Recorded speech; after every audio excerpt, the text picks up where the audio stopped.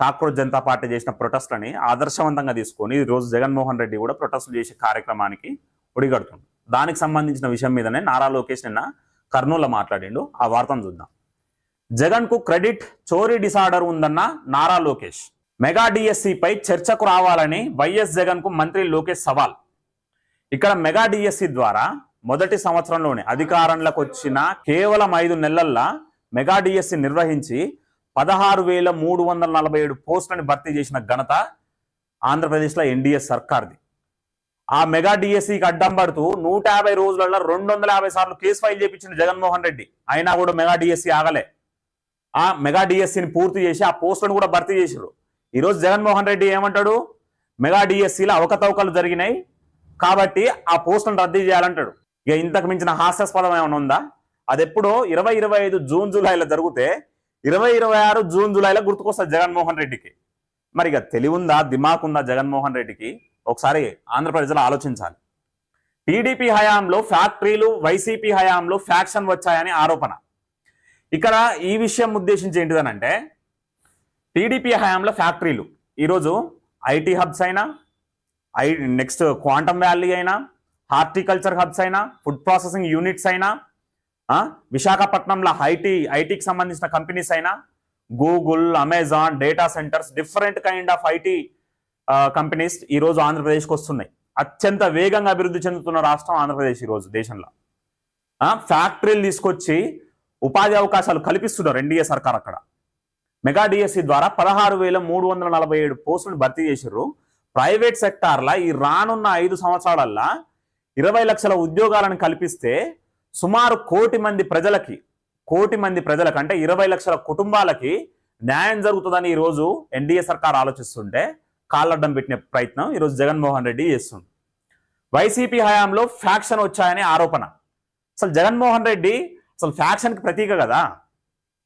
ఈరోజు వైసీపీ అంటే 7 criminals party. అది జగన్మోహన్ రెడ్డి ఇంటి పేరు క్రిమినల్స్ పార్టీ. అది ఇప్పుడు జగన్మోహన్ రెడ్డి, అవినాష్ రెడ్డి, జోగి రమేష్ ఇట్లాంటి ఒక 7 క్రిమినల్స్ ఉంటారు, ముఖ్యమైన క్రిమినల్స్. వాళ్ళ ఆధ్వర్యంలో నడిచే పార్టీ అది. ఒకరేమో చెల్లెకి తల్లికి ఆస్తులు ఇవ్వకుండా చెల్లెని తల్లిని ఏడిపిస్తుంటారు. ఇంకొకరేమో బాబాయిని చంపేస్తారు.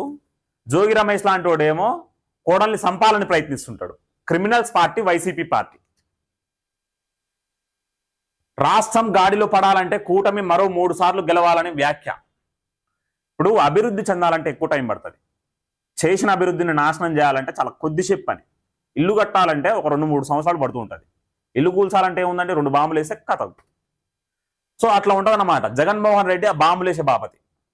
ఈరోజు నిర్మాణం చేయాలంటే, రాష్ట్రాన్ని నిర్మాణం చేయాలంటే మరో 3 సార్లు అంటే సుమారు ఒక 20 సంవత్సరాల అధికారంలోనే ఉంటే కూటమి ప్రభుత్వం, డబల్ ఇంజన్ సర్కార్, రాష్ట్రం అభివృద్ధి అవుతుందని ఇక్కడ ధీమా వ్యక్తం చేస్తుండు నారా లోకేష్. కష్టపడి పనిచేసే కార్యకర్తలకు పదవులు వెతుక్కుంటూ వస్తాయని భరోసా. కార్యకర్తలను కూడా కష్టపడి పనిచేయమంటుండు. రేపు ఈ 2-3 నెలల్లో లోకల్ బాడీ ఎలక్షన్స్ కూడా ఉన్నాయి కాబట్టి కష్టపడి పనిచేస్తే పదవులు వస్తాయని చెప్తున్నాడు. మెగా డిఎస్సిపై తాను చర్చకు సిద్ధమని, సమయం తేదీ ఖరారు చేయాలని వైఎస్ జగన్ కు టీడీపీ జాతీయ ప్రధాన కార్యదర్శి మంత్రి నారా లోకేష్ సవాలు విసిరారు. తాను 10th తప్పిన బ్యాచ్ కాదని, స్టాన్ఫర్డ్ గ్రాడ్యుయేట్ అని వ్యాఖ్యానించారు. ఇప్పుడు మరి ఒక చర్చ ఉంటుంది. జగన్మోహన్ రెడ్డి ఎప్పుడో ఒకసారి హైదరాబాద్లోనే ఈ 10th క్లాస్లో ఉన్నప్పుడు ప్రశ్నాపత్రాలను దొంగతనం చేసిన హెడ్ మాస్టర్ రూమ్కి పోయి అని మరి కథలుగా చెప్పుకుంటారు. మరి అది వాస్తవం మనకు తెలియదులే. కానీ అలాంటి వ్యక్తులు కూడా స్టాన్ఫర్డ్ యూనివర్సిటీలో గ్రాడ్యుయేట్ అంటే వరల్డ్ రినౌండ్ యూనివర్సిటీలలో one of the university Stanford university. అట్లాంటి యూనివర్సిటీ నుంచి గ్రాడ్యుయేషన్ పట్టా పొందిన, ఎంబీఏ పట్టా పొందిన నారా లోకేష్ను కూడా ఈరోజు జగన్మోహన్ రెడ్డి విమర్శిస్తున్నారంటే ఇక మరి 10th ఫెయిల్ బ్యాచ్ అది, డిగ్రీలో డ్రాప్ అవుట్. మళ్ళీ ఇప్పుడు వాళ్ళ తండ్రి ఒత్తిడితోటి ఆ డిగ్రీని పూర్తి చేసిండు. ఇక జగన్మోహన్ రెడ్డి మీద రకరకాల రూమర్స్ ఉంటాయని అతని వ్యక్తిగత విషయాలు మాట్లాడుకోకూడదు. మెగా డిఎస్సిపై చర్చకు ఇది నా 3వ సవాల్. నేను ఛాలెంజ్ చేస్తే చెంచాలు బయటకు వస్తున్నారు. చూడండి, మెగా డిఎస్సిపై చర్చకు ఇది నా 3వ సవాల్. నేను ఛాలెంజ్ చేస్తే చెంచాలు బయటకు వస్తున్నారు. గ్రూప్ 1 లీకేజీ, మద్యం కుంభకోణంపై కూడా చర్చిద్దాం. ఇక జగన్మోహన్ రెడ్డి ఉన్నప్పుడు గ్రూప్ 1 లీకేజీ అయిందనేది ఒక చర్చ నడిచింది. అప్పుడు మేము మాస్టర్స్ ఫస్ట్ ఇయర్లోనో సెకండ్ ఇయర్లోనో ఉన్నాం. మద్యం కుంభకోణంపై మద్యం కుంభకోణం మీద కూడా చర్చ చేద్దాం అంటుండు. ఈ కాంట్రాక్ట్లు ఇచ్చి ఆ మంత్రులు, మా ఎక్సైజ్ డిపార్ట్మెంట్ మంత్రి, ఇంకొంతమంది జోగి రమేష్, జగన్మోహన్ రెడ్డి, అవినాష్ రెడ్డి వీళ్ళందరూ ఇన్వాల్వ్ అయ్యి ఈ మద్యం కుంభకోణంలో కూడా డబ్బులు తీసుకున్నారు అనేది ఒక చర్చ. ఎన్ని కుంభకోణాలు చేసినా సరిపోవు.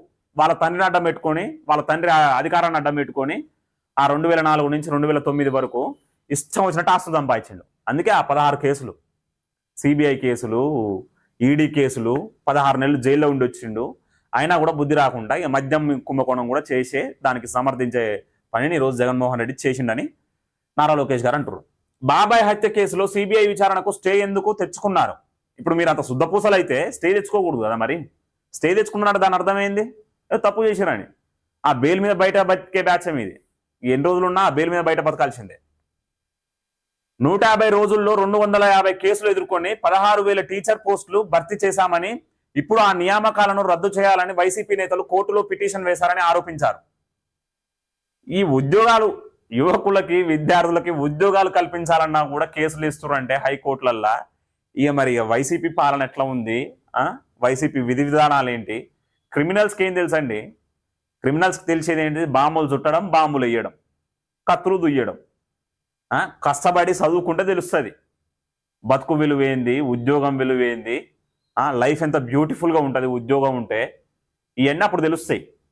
అలాంటి బానిసలు లెక్క చేసి అదే పోస్టులు పెట్టిండు, నెలకు 5,000 ఇస్తారు ఏంటియో. ఆ పోస్టులు పెట్టి మీకెందుకు టీచర్ ఉద్యోగాలు, ఆ పోస్టులు వేసుకుని నెలకు 5,000 సరిపోతాయా? రోజుకు 150 రూపాయలు కూడా రావు. చదువుకుంటే తెలుస్తాయి. అయినా జగన్కు క్రెడిట్ చోరీ డిజార్డర్ అనే జబ్బు ఉందని, క్రెడిట్ చోరీ డిజార్డర్ ఒక్కటే కాదు, జగన్మోహన్ రెడ్డికి యాంటీ సోషల్ పర్సనాలిటీ డిసార్డర్ కూడా ఉంది. సొంత బాబాయిని చంపిండు. ఆ రాయలసీమల ఎదురు తిరిగిన ప్రతి ఒక్కరిని చంపుతారు. బీటెక్ రవిని కూడా చంపుతానికి ప్రయత్నిస్తాడు. జగన్ దలుచుకుంటే అర్ధగంటల ప్రాణం పోతుందని స్వయాన బీటెక్ రవి అంటాడు. అంటే ప్రైవేట్ సైన్యం ఎట్లా ఉంది, హత్యలతోటి రాజకీయం ఎట్లా జగన్మోహన్ రెడ్డి చేస్తుండో మనం ఇక్కడ అర్థమవుతుంది. క్రెడిట్ చోరీ డిజార్డర్ ఉంటే ఆడి వరకు ఓకే, ఇక ఉంటే ఉన్నది, ఏం చేస్తాం, ఇక రాజకీయాలు అట్లా ఉన్నాయని వదిలేస్తాం. జగన్మోహన్ రెడ్డికి ఉన్న అసలైన డిజార్డర్ ఏంటిదనంటే యాంటీ సోషల్ పర్సనాలిటీ డిజార్డర్ ఉంది. సొంత బాబాయిని చంపిండ్రు అని తెలిసినాక కూడా అవినాష్ రెడ్డిని సమర్థించుకుంటా చిన్న పిల్లగాడు మళ్ళోసారి గెలిపిరంటే కడప ప్రజలు గెలిపించారు మళ్ళా ఆ పార్లమెంట్ స్థానంలో. వైసీపీ హయాంలో రాయలసీమలో ఫ్యాక్షన్ రాజ్యం ఏలితే తమ హయాంలో ఫ్యాక్టరీలు, ఫైటర్ జెట్లు తెస్తున్నామని లోకేష్ అన్నారు. సొంత ప్రాంతం, సొంత కడప జిల్లాల స్టీల్ ప్లాంట్ పెట్టుకోలేకపోయింది జగన్మోహన్ రెడ్డి. ఈరోజు చంద్రబాబు అధికారంలోకి వచ్చిన తర్వాత జేఎస్డబ్ల్యూ ఆధ్వర్యంలో స్టీల్ ప్లాంట్ తీసుకొచ్చి రాష్ట్రాన్ని, కడప జిల్లాని అభివృద్ధి చేసే కంకణం కట్టుకుంది. సుమారు ఒక 5 నుంచి 10,000 మందికి ఉద్యోగాలు రానున్నాయి. కొన్ని వేల కోట్ల రూపాయలు, 20,000 కోట్ల రూపాయలేమో ఆ ప్లాంట్ నిర్మాణం జరగనుంది. కాలుష్య రహితంగా జరగనుంది. కడప జిల్లాతో పాటు చుట్టుపక్కల ఉన్న పరిసర ప్రాంతాలు కూడా అభివృద్ధి అవుతాయి. లోకేష్ మొదటి నుంచి ఎక్కువ ప్రాధాన్యం రాయలసీమకే ఇస్తుండు. నన్ను అడిగితే ఎన్టీఆర్కి లోకేష్కి ఎక్కువ అభిమానం ఉంది రాయలసీమ మీద, చంద్రబాబు కంటే కూడా. ఎందుకంటే ఎన్టీ రామారావు హిందూపూర్ నుంచి పోటీ చేసి ప్రాతినిధ్యం వహించేది. ఇప్పుడు బాలకృష్ణ గారు చేస్తున్నారు. లోకేష్ మంగళగిరి నుంచి చేస్తున్న రాయలసీమ వారసత్వం నాది అని గమనించి ఆ దృష్టి, అతనికి ఆలోచన ఉంది కాబట్టి ఈరోజు రాయలసీమకి ఎక్కువ ప్రాధాన్యతనిస్తుంది. ఈరోజు అనంతపూర్లో కియా మోటార్స్ వచ్చినాయన్నా, అదేవిధంగా హార్టికల్చర్ హబ్గా రాయలసీమ ఎదుగుతుందన్నా, ఫైటర్ జెట్ లాంటి ప్లాంట్స్ వస్తున్నాయన్నా, ఈరోజు ఎంత ప్రాధాన్యం ఇస్తుర్రు కర్నూలుకి, అనంతపూర్కి, కడప జిల్లాకి, చిత్తూరుకి అనేది మనకి ఇక్కడ స్పష్టంగా అర్థమవుతుంది. రాయలసీమకి ఎక్కువ ప్రాధాన్యం ఇస్తుర్రు నారా లోకేష్ గారు. రాయలసీమ, అమరావతిని నారా లోకేష్, చంద్రబాబు గారు చూసుకుంటుంటే కోస్టల్ ప్రాంతాన్ని పవన్ కళ్యాణ్ గారు, అలాగే రామ్మోహన్ నాయుడు గారు ఎక్కువ ప్రాధాన్యత ఇస్తూ పరిపాలన చాలా సవ్యంగా జరుగుతుందని మనకి ఇక్కడ స్పష్టంగా అర్థమవుతుంది. రాయలసీమకు పట్టిన క్యాన్సర్ గడ్డ జగన్ అని, ఆయన హయాంలో అమర్ రాజా వంటి పరిశ్రమలను తరిమివేశారని విమర్శించారు. ఇప్పుడు గల్లా జయదేవ్ అమర్ రాజా బ్యాక్టరీస్ ఉందండి. సొంత ప్రాంతం అభివృద్ధి అయితే అతని ఇండస్ట్రీస్ బెనిఫిట్ పొందుతాయి, రాష్ట్రం అభివృద్ధి అయితే మ్యూచువల్ బెనిఫిట్స్ ఉంటాయి. ఆ హామీతోటి అమరావతి ప్రాంతంలో, రాయలసీమ ప్రాంతంలో అమర్ రాజా బ్యాటరీస్ ప్లాంట్స్ పెడదామని ట్రై చేస్తే వాటిని కూడా వ్యతిరేకించి గల్లా జయదేవ్ని ఇబ్బంది పెట్టే ప్రయత్నం చేసింది. ఏమైంది? ఎన్నికలలో పోటీ చేయలేదు. ఆయనకి ఏమన్నా ఇద్దా? పెద్ద ఇండస్ట్రియలిస్టు వచ్చిండు, మన పాలమూరు జిల్లాల పెట్టుబడులు పెడుతుండు, తెలంగాణ లబ్ధి పొందుతుంది. కొంచెమన్నా సోయి ఉండాలి. రాజకీయాలు వేరు, రాష్ట్ర అభివృద్ధి వేరు అన్న మినిమం కొంచెమన్నా పరిజ్ఞానం ఉండాలి. పరిజ్ఞానం లేకుంటే ఇక పరిపాలన చేత కాకుంటే ఇట్నే ఉంటుంది. ఆర్థిక ఇబ్బందులున్న ఎన్నికల హామీలను నెరవేరుస్తున్నామని, కార్యకర్తలకు అండగా ఉంటామని లోకేష్ భరోసా ఇచ్చారు. కర్నూలుకు హైకోర్టు బెంచ్తో పాటు ఆదోనికి మైనారిటీ రెసిడెన్షియల్ స్కూలు ఐటీఐ వంటివి మంజూరు చేసేందుకు కృషి చేస్తున్నామని హామీ ఇచ్చారు. ఈ కార్యక్రమంలో మంత్రి టీజీ భరత్, నియోజకవర్గ ఇన్ఛార్జ్ మీనాక్షి నాయుడు తదితరులు పాల్గొన్నారు. యాక్చువల్గా నిన్న కర్నూలులో సభ పెట్టిర్రు. ఇంటింటికి తెలుగుదేశం అనే కార్యక్రమంలో భాగంగా ఒక సభ పెట్టిర్రు. అందులో ఆదోనికి మైనారిటీ రెసిడెన్షియల్ స్కూలు, ఐటీఐ వంటివి కూడా మంజూరు చేస్తామని హామీ ఇచ్చారు.